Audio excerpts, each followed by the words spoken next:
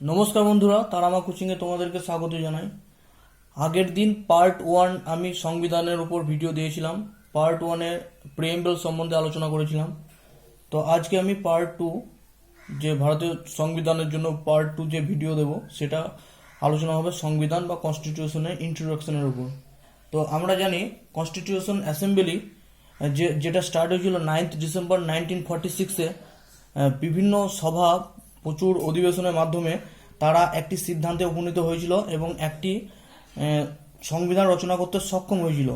বিভিন্ন দেশ থেকে বড় করেছিল বিভিন্ন ধরনের আইডিয়া, এবং অ্যাট লাস্ট দু বছর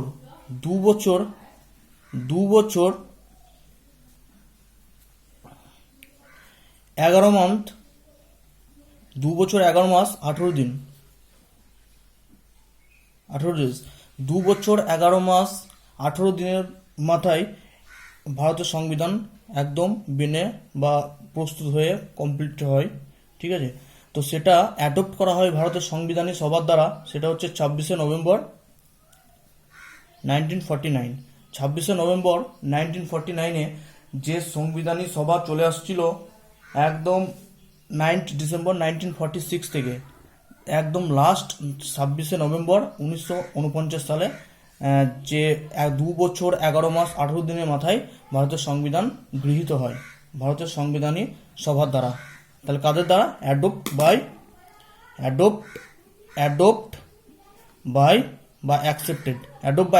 বাই কনস্টিটিউশন অ্যাসেম্বলি। ঠিক আছে, তো তো এর মধ্যে কি কি হয়েছিল? এর মধ্যে হয় ইলেকশন, সিটিজেনশিপ, ইন্ট্রিম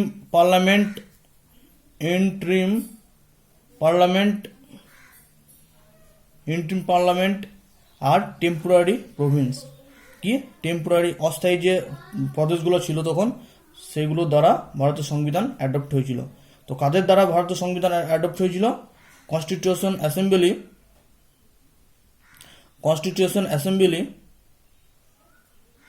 কাদের দ্বারা ভারতের সংবিধান অ্যাডপ্ট হয়েছিল? Constitution assembly. আর কাদের দ্বারা? ভারতের যে ইলেকশন হবে তাদের দ্বারা, ভারতের যে সিটিজেনশিপ তাদের দ্বারা, ইন্টিম পার্লামেন্টের দ্বারাও, আবার টেম্পোরারি প্রভিন্সের দ্বারাও ভারতের সংবিধান অ্যাডপ্টেড হয়েছিল। ওকে, তো ভারতের সংবিধান অ্যাডপ্ট হয়ে গেল 26শে নভেম্বর 1949-এ। ঠিক আছে, কনস্টিটিউশন অ্যাসেম্বলি দ্বারা।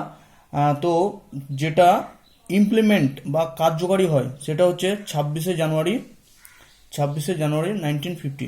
তো ভারতের যে সংবিধান রচনা হয়ে গিয়েছিল কমপ্লিটভাবে, যেটা অ্যাডপ্ট হয়েছিল 26শে নভেম্বর 1949, সেটা আবার ইমপ্লিমেন্টেশন হয়ে যায় একদম 26শে জানুয়ারি 1950। ইমপ্লিমেন্ট। ঠিক আছে, এই 26শে জানুয়ারি 1950-তে ভারত পরিণত হয় একটি কোন স্টেটে? রিপাবলিক। ইন্ডিয়া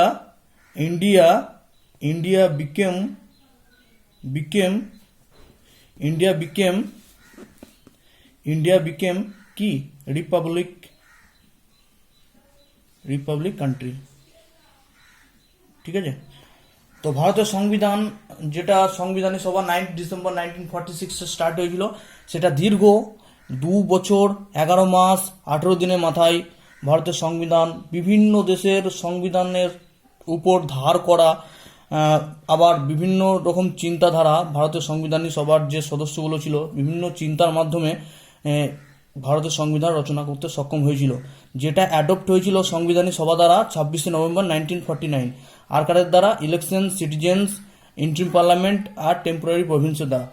আচ্ছা, যে 26শে জানুয়ারি 1950 সালে সেটা হয় ইমপ্লিমেন্ট, এবং ইন্ডিয়া বিকেম এ কান্ট্রি। কি কান্ট্রি?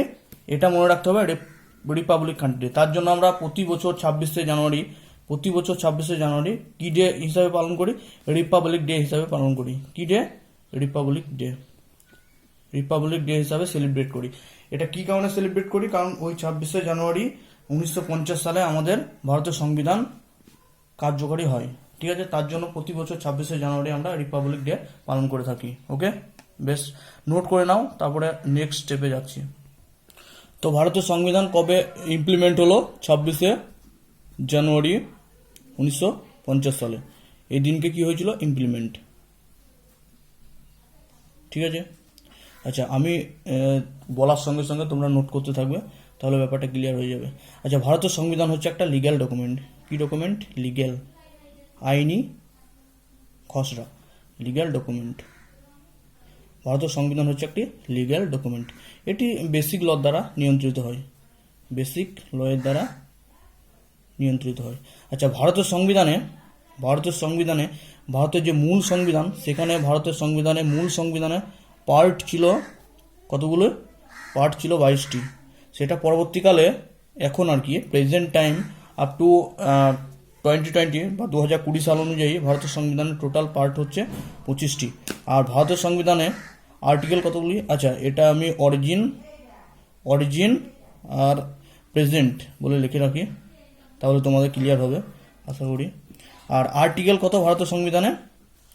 আর্টিকেল ছিল 395টি। এটা ছিল মূল সংবিধানে, কিন্তু প্রেজেন্টে আর্টিকেল হচ্ছে প্রায় 465, তার থেকে হয়তো বেশি হতে পারে, ওই 465 তোমরা ধরে চলো, প্রায় 465টা আর্টিকেল। আর অরিজিন বা মূল সংবিধানে ভারতের যে শিডিউল, ঠিক আছে, তফসিল বা শিডিউল, সেটা ছিল অরিজিনে বা মূল সংবিধানে 8টি। প্রেজেন্টে হয়ে গেছে সেটা 12টি। কিভাবে অ্যাড হলো, কিভাবে হয়নি, সব আমি দেখাবো তোমাদেরকে।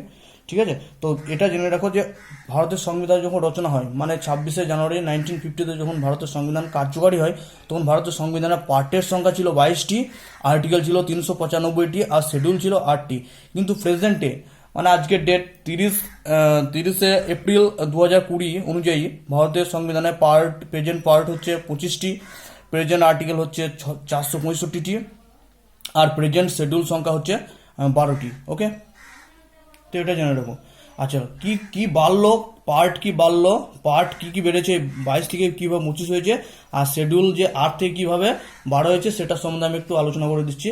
তাহলে পরবর্তীকালে যখন আমরা সংবিধানটা পড়বো, তখন অতটাও তোমাদের মধ্যে কনফিউজ থাকবে না। ঠিক আছে, তো পার্ট কি বেড়েছে সেগুলো প্রথমে দেখি, কি অ্যাড হয়েছে পার্ট সেগুলো দেখি। ওকে, তো পার্ট যেগুলো অ্যাড হয়েছে সেগুলো একটু দেখো। আমি অ্যাড বলে লিখছি, এটা মূল সংবিধানের সঙ্গে অ্যাড হয়েছে। পরবর্তীকালে অ্যামেন্ডমেন্টের দ্বারা বা সংবিধানী সভার দ্বারা যেভাবে অ্যাড হয়েছে, সেটা আমি বলছি কি অ্যাড হয়েছে পার্ট। আচ্ছা, পার্ট অ্যাড হয়েছে 1 নম্বর পার্ট 4A। কি? পার্ট 4A অ্যাড হয়েছে। আচ্ছা, পার্ট 4A অ্যাড হয়েছে, এবং অ্যাড হয়েছে এই পার্টে কি এই সম্বন্ধে আলোচনা করা আছে সেটাও একটু ডান সাইডে লিখে দিচ্ছি, যাতে তোমাদের ক্লিয়ার হয়ে যায়। আর কততম অ্যামেন্ডমেন্টে এটি অ্যাড হয়েছে সেটাও লিখে দিচ্ছি। ঠিক আছে, পার্ট 4A-তে আছে ফান্ডামেন্টাল ডিউটি। ফান্ডামেন্টাল ডিউটি মানে হচ্ছে মৌলিক কর্তব্য, যেটা ইউএসএসআর থেকে ভারত বড় করেছে। কত সালে সেটা হচ্ছে 42 অ্যামেন্ডমেন্ট। আচ্ছা, এটা রেড গ্যালিতে দিচ্ছি, তাহলে বেশ ঝকঝকে হবে। 42 অ্যামেন্ড, ঠিক আছে, অ্যামেন্ডমেন্টকে আমি অ্যামেন্ডে করছি, সংশোধন। ঠিক আছে, অ্যামেন্ড অ্যাক্ট 1976। তাহলে দেখো, আগে মূল সংবিধানের পার্ট ছিল 22টি। ঠিক আছে, এখন একটা পার্ট 1976-এ 42তম অ্যামেন্ডের দ্বারা, 42তম অ্যামেন্ড অ্যাক্টের দ্বারা 1976-এ একটা পার্ট অ্যাড হয়েছে, সেটা হচ্ছে fundamental duty. 4A part fundamental duty, যেটা কোথা থেকে নেওয়া হয়েছে? যেটা নেওয়া হয়েছে ইউএসএসআর। ঠিক আছে, ইউএসএসআর তখন তৎকালীন ঠান্ডা লড়াইয়ের জন্য বিখ্যাত ছিল। ইউএসএসআর আর তোমার আমেরিকার মধ্যে ঠান্ডা লড়াই চলছিল তৎকালীন যুগে। ঠিক আছে, তখন ওদের আইডিওলজির তফাৎ নিয়ে দুটো দেশের মধ্যে ঝামেলা চলছিল, ইউএসএ আর ইউএসএসআর এর মধ্যে। ইউএসএ ছিল পুঁজিবাদী আর ইউএসএসআর ছিল সমাজতান্ত্রিক দেশ। যাই হোক, ওটা নিয়ে আলোচনা করছি না, এটা দেখো। ঠিক আছে, তো একটা পার্ট অ্যাড করা হলো কত সালে? 1976-এ। আবার একটা পার্ট অ্যাড হয়েছিল, আবার 16 বছর পর একটা পার্ট অ্যাড হয়েছিল, সেটা হচ্ছে part 9A। Part 9A add হয়েছিল 16 বছর পরে। এই পার্ট 9A-তে আছে মিউনিসিপ্যালিটি, সবাই জানো, মিউনিসিপ্যালিটি বা পৌরসভা পার্ট 9A-তে যেটা অ্যাড হয়েছিল। আগে যখন মূল সংবিধান ছিল তখন পঞ্চায়েত পর্যন্ত ছিল, মিউনিসিপ্যালিটি ছিল না। তারপরে মিউনিসিপ্যালিটিটা অ্যাড হয়েছিল।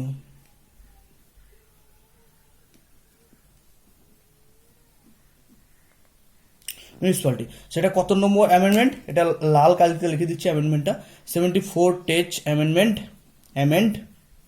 অ্যামেন্ড অ্যাক্ট কত সালে, 16 বছর পর, 1992-তে। ঠিক আছে, তাহলে ক্লিয়ার হলো। দেখো আগে ছিল মূল সংবিধানে যখন 26শে জানুয়ারি 1950-তে যখন সংবিধান আমাদের কার্যকরী হয় তখন টোটাল পার্ট ছিল 22টি। তারপরে 1976 সালে আর একটি পার্ট অ্যাড হলো, আবার 1992 সালে আর একটি পার্ট অ্যাড হলো। তারপরে আরও একটি পার্ট অ্যাড হয়েছিল, যেটা হচ্ছে পার্ট 14A। কত, পার্ট 14A, এটা অ্যাড হয়েছিল। এটাতে আলোচনা করা আছে ট্রাইব্যুনাল সম্বন্ধে। ভারতের যে ট্রাইব্যুনাল অ্যাক্ট আছে সেই ট্রাইব্যুনালের সম্বন্ধে এটাতে আলোচনা করা হয়েছে, ট্রাইব্যুনালের সম্বন্ধে। ঠিক আছে, এটা ছিল অ্যামেন্ডমেন্টে ছিল, লাল কালিতে লিখে দিচ্ছি। অ্যামেন্ডমেন্ট ছিল 42তম অ্যামেন্ডমেন্ট, 42তম অ্যামেন্ড অ্যাক্ট 1976। আচ্ছা, 42তম অ্যামেন্ড 1976কে বলা হয় মিনি কনস্টিটিউশন। এটি ইন্দিরা গান্ধীর আমলে এই অ্যামেন্ডগুলো হয়েছিল। ওকে, তো পার্ট 22টা পার্ট ছিল মূল সংবিধানে, তার সঙ্গে আরও 3টি পার্ট অ্যাড হলো। একটা হচ্ছে পার্ট 4A, একটা হচ্ছে 9A, একটা হচ্ছে পার্ট 14A। ঠিক আছে, আর একটি পার্ট অ্যাড হয়েছিল, এই সাইডে লিখে দিচ্ছি। আরও একটি পার্ট অ্যাড হয়েছিল যেটা হচ্ছে 9B, পার্ট 9B। ওকে, এই পার্ট 9B-তে আলোচনা করা আছে কোঅপারেটিভ সোসাইটির সম্বন্ধে। কি সম্বন্ধে? কোঅপারেটিভ সোসাইটির সম্বন্ধে।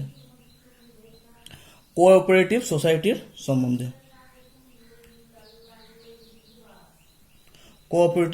সম্বন্ধে। ঠিক আছে, এটা কততম অ্যামেন্ডমেন্টে? এটা হয়েছিল 97th অ্যামেন্ডমেন্ট, অ্যামেন্ড অ্যাক্ট 2011 সালে। ওকে, তাহলে মূল সংবিধানে কতগুলি পার্ট ছিল? 22টি পার্ট ছিল।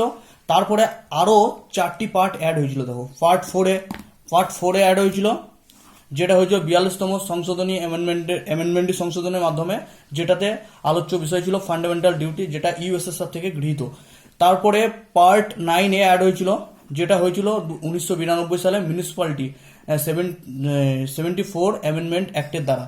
আবার পার্ট 14A অ্যাড হয়েছিল, যেটাতে আছে ট্রাইব্যুনালস, যেটা 42তম অ্যামেন্ডমেন্ট অ্যাক্ট 1976-এ গৃহীত হয়েছিল। আবারও একটি পার্ট 9B, যেটা কোঅপারেটিভ সোসাইটির সম্বন্ধে বলেছে, 97 অ্যামেন্ডমেন্ট 2011 সালে এটি গৃহীত হয়েছিল। তাহলে মূল সংবিধানের পার্টের সংখ্যা ছিল একটু আগে দেখেছি 22টি। ঠিক আছে, কিন্তু প্রেজেন্টে পার্টের সংখ্যা 25টি। বাট এখানে 4টি পার্ট অ্যাড হয়েছে, 1, 2, 3 আর 4টি। মূল সংবিধানের সঙ্গে যদি 4টি পার্ট অ্যাড হয়, 22 প্লাস 4 টোটাল পার্ট হবে 26টি। কিন্তু এখন প্রেজেন্টে কতগুলি পার্ট আছে? টোটাল প্রেজেন্টে পার্ট আছে 25টি। তাহলে একটি পার্ট আমাদের এখানে রিপিল করা হয়েছে বা খণ্ডন করা হয়েছে। সে পার্টটি কি? রিপিল বা খণ্ডন মানে কি? বাদ দেওয়া হয়েছে। সে পার্টটি কি? একটি পার্ট, আচ্ছা অ্যাড পার্ট বলে লিখে রেখেছে, এটা রিমুভ পার্ট বলে লিখে রাখো। রিমুভড, একটা পার্ট রিমুভ হয়ে গেছে। ওকে, সেই পার্টটা হচ্ছে, আমি বলে দিচ্ছি, পার্ট 7। ঠিক আছে, পার্ট 7 রিমুভ করা হয়েছে। এটার মধ্যে আলোচনা করা ছিল টেরিটরির সম্বন্ধে। ওকে, তো এটা অ্যামেন্ড হয়েছিল। কততম অ্যামেন্ডমেন্টে এটা বাদ দেওয়া হয়েছিল? এটা বাদ দেওয়া হয়েছিল 7th অ্যামেন্ডমেন্ট অ্যাক্ট 1956। এটা বাদ পড়েছিল 7th অ্যামেন্ডমেন্ট 1956-এ। আচ্ছা, তাহলে আরেকটু ক্লিয়ার করে দিই ব্যাপারটা, একটু প্রথম থেকে একটু ক্লিয়ার করে দিই। আচ্ছা, 26শে জানুয়ারি 1950 সালে আমাদের সংবিধান যখন ইমপ্লিমেন্ট হয়, তখন এটাকে লিগ্যাল ডকুমেন্ট আর বেসিক ল, এটা এখনো লিগ্যাল ডকুমেন্ট আর বেসিক ল। ঠিক আছে, তখন ভারতের সংবিধানে অরিজিনের যে পার্টগুলো ছিল টোটাল ছিল 22টি পার্ট, বাট প্রেজেন্টে কতগুলি পার্ট আছে? 25টি পার্ট আছে। আর তখন আর্টিকেল সংখ্যা ছিল 395টি, প্রেজেন্টে আর্টিকেলের সংখ্যা আছে 465। আর তখন শিডিউলের সংখ্যা ছিল 8টি, প্রেজেন্টে শিডিউলের সংখ্যা আছে 12টি। আচ্ছা, প্রেজেন্ট বলতে আপ টু 30শে এপ্রিল 2020। এরপরে অ্যামেন্ড হয়ে আবার পার্ট বাড়তে পারে বা শিডিউল বাড়া কমা হতে পারে, সেটা পরের ব্যাপার। আচ্ছা, তো মূল সংবিধানের পার্টের সংখ্যা ছিল 22টি। তারপরে পার্টগুলো কিভাবে বেড়েছে দেখো। পার্ট বাড়লো, 4A পার্ট বেড়েছে 1976 সালে 42তম অ্যামেন্ডমেন্টের দ্বারা। এটাতে অ্যাড হয়েছিল ফান্ডামেন্টাল ডিউটি নেওয়া হয়েছিল ইউএসএসআর থেকে, ঠিক আছে। তো ইউএসএসআর বর্তমানে ভেঙে গিয়ে রাশিয়া হয়ে গেছে, যাই হোক ওটা পরের ব্যাপার, পরে একদিন ভিডিও করে বুঝিয়ে দেবো, ঠিক আছে। আর পার্ট 9A অ্যাড হয়েছিল, সেটাতে ছিল মিউনিসিপ্যালিটির সম্বন্ধে আলোচনা করা আছে, আর সেটা 74 অ্যামেন্ডমেন্ট অ্যাক্টের দ্বারা 1992-তে, ঠিক আছে। আবার পার্ট 14A অ্যাড হয়েছিল, যেটাতে ট্রাইব্যুনাল সম্বন্ধে বলা আছে, সেটাতে 42তম অ্যামেন্ডমেন্ট অ্যাক্টের দ্বারা 76-এ অ্যাড হয়েছিল। আচ্ছা, ট্রাইব্যুনাল ভারতের সংবিধানে আর্টিকেল 323A আর 323B-তে আলোচনা করা আছে, যাই হোক আর্টিকেল যেদিন আলোচনা করবো সেদিনকে ক্লিয়ার বুঝিয়ে দেবো, ঠিক আছে। আর পার্ট 9B, আর একটা পার্ট অ্যাড হয়েছিল পার্ট 9B, যেটাতে লেখা আছে কোঅপারেটিভ সোসাইটি, ঠিক আছে। কোঅপারেটিভ সোসাইটির সম্বন্ধে পার্ট 9B-তে আলোচনা করা আছে, যেটা অ্যাড হয়েছিল 97 অ্যামেন্ডমেন্ট অ্যাক্টের দ্বারা 2011 সালে, ওকে। তাহলে 22 আর 4-এ 4টি পার্ট অ্যাড হয়েছিল, দিয়ে 22 আর 4টি পার্ট অ্যাড হয়ে 26টি পার্ট হয়েছে টোটাল। কিন্তু প্রেজেন্টে 25টি পার্ট, কারণ হচ্ছে একটা রিমুভ হয়ে গেছে, একটা পার্ট রিমুভ হয়ে গেছে, যেটা 7th অ্যামেন্ডমেন্ট অ্যাক্ট 1956-এর দ্বারা, ঠিক আছে। যে পার্টটাতে ছিল টেরিটরি সম্বন্ধে আলোচনা করা ছিল, যেটা হচ্ছে 7th পার্টে আছে, ওকে।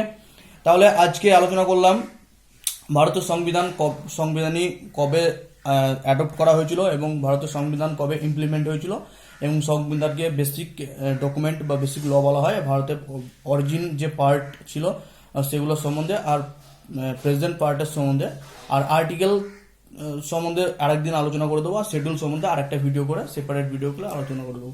তো এইভাবে আস্তে আস্তে আমি WBCS মেনের জন্য যে ভিডিওগুলো দিচ্ছি, যদি প্রতিটি ভিডিও দেখে কেউ কোনো WBCS মেন অ্যাসপিরেন্ট, তাহলে তার নিশ্চয় খুবই উপকার হবে, কেননা সামনে WBCS মেন এক্সাম আছে। আর WBCS ছাড়াও যারা মিসেলেনিয়াস বা অন্যান্য পুলিশের এক্সাম দিচ্ছে, তারাও এই ভিডিওটা দেখে খুবই উপকৃত হবে, ওকে। তাহলে নেক্সট দিন আমি অন্য কিছু নিয়ে আলোচনা করব, পলিটির বিষয় থাকবে, তো শিডিউল থাকতে পারে বা আর্টিকেল সংক্রান্ত কোনো ভিডিও দিতে পারি, ওকে।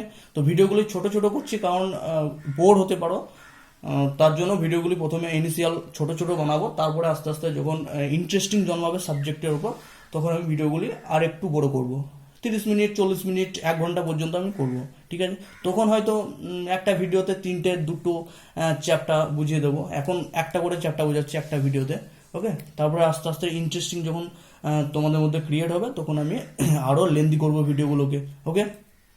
তো বন্ধুরা, ভিডিও দুটোই দেখে ফেলো। আগে পার্ট 1-এ প্রিএম্বল সম্বন্ধে আলোচনা করা হয়েছে, আর এখন আজকে ইন্ট্রোডাকশন কনস্টিটিউশন সংবিধান সম্বন্ধে আলোচনা করা হলো। এই দুটো ভিডিও দেখো, তারপরে আবার পরবর্তীতে আমি আর্টিকেল সংক্রান্ত বা শিডিউল সংক্রান্ত, প্রেসিডেন্ট ভাইস প্রেসিডেন্ট, মানে সব ভিডিও নিয়ে আসবো। যত এই পলিটিতে যত টপিক আছে, সমস্ত টপিক নিয়ে টপিকের ওপর ভিডিও আমি বানাবো, আস্তে আস্তে ক্লিয়ারিটি বাড়বে, ওকে। বাই।